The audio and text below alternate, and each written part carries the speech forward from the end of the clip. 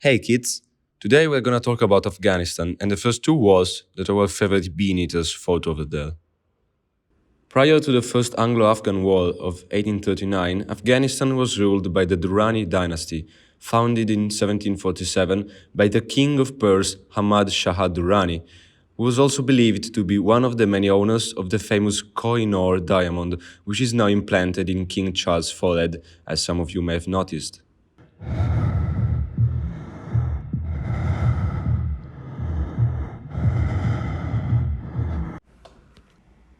According to the Koh-i-Noor legend, every male ruler that owned the stone was going to be assured both a flourishing kingdom and a big misfortune later in life.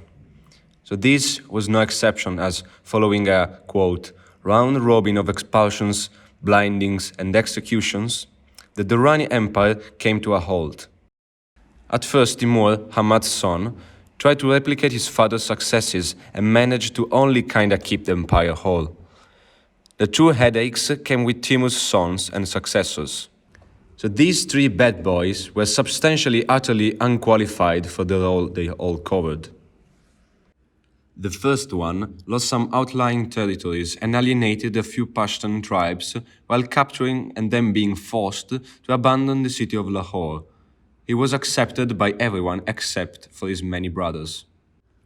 The second, availing the surely not exploitable traditional Afghan law that states that no blind man shall be an emir, proceeded to blind his own brother Zaman, becoming himself the ruler of Afghanistan.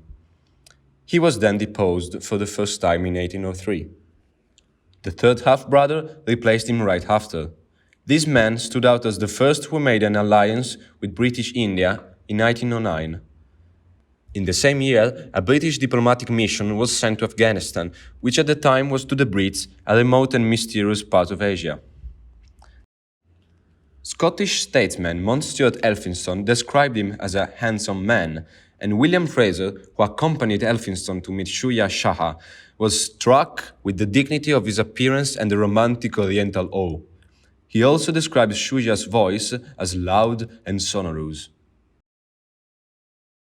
Unfortunately for him, history showed these qualities were not enough for him to be accepted as a leader by everyone, as he was overthrown and exiled by his predecessor Mahmud Shah in the Battle of Nimla. During his time in exile, Shaggy indulged his cruelty by removing the noses, ears, tongues, penises and testicles of his courtiers and slaves when they displeased him in the slightest. When the American adventurer Dr. Josiah Harlan visited Shrink's court in exile, he noted that all of Shrimp-Sauce's courtiers and slaves were missing some part of their bodies, as all had in some way displeased their master at some point along the line, and yet they were all slavishly devoted to him, as Harlan noted that there was an earless assemblage of mutes and eunuchs in the ex-king's service. When shaved Shrek went out for a picnic with his 4 wives and the wind blew down his tent, Shoeshine flew into a rage and, much to Harlan's horror, he had the man responsible for putting up his tent, Khwaja Mika, a slave from East Africa who had already had his ears chopped off, to be castrated on the spot. Geoffrey Chaucer's Grand Vizier, Mulha Shakur, had grown his hair long to cover up that both his ears had been chopped off, and he spoke in the distinctive, high-pitched voice of a eunuch. Harlan noted he was lucky as the rest of his body was still intact.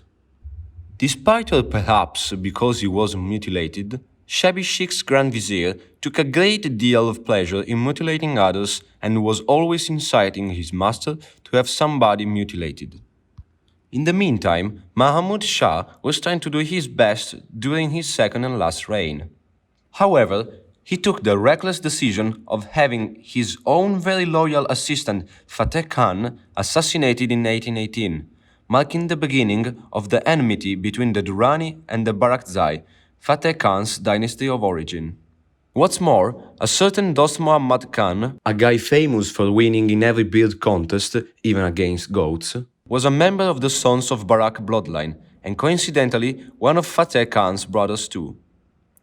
A few years passed during which Afghanistan was basically divided in many parts and in the middle of a civil war until the just mentioned Dost Muhammad Khan emerged as the most powerful member of the clan and ascended as its leader, therefore also being proclaimed as Afghanistan's emir in 1826, just right after toppling his brother. So, to understand what happened in the Afghan wars, I first need to tell you about The Great Game.